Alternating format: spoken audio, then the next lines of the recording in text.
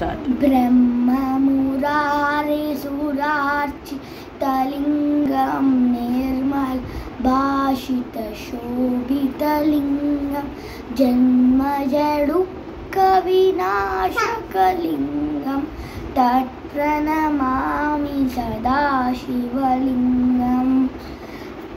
Meaning, I salute to Shiva Linga that is adorned by Brahma and Vishnu.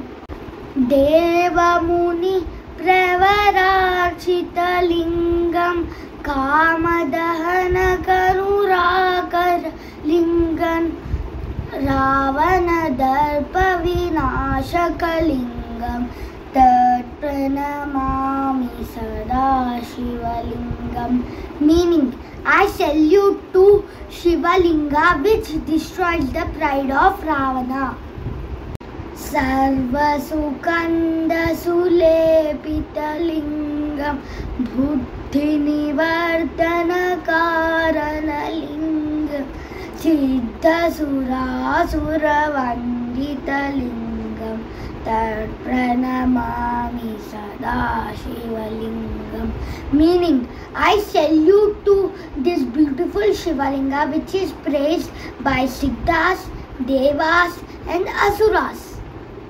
Kanaka Mahamani Bhushita Lingam Panipati Veshtita Shobhita Lingam Daksha Suyagna Vinashaka Lingam Tat Pranamami Sada Shivalingam. Meaning, I salute to the Shiva Linga which is decorated with gold and precious gems which destroyed the grand yajna of Daksha.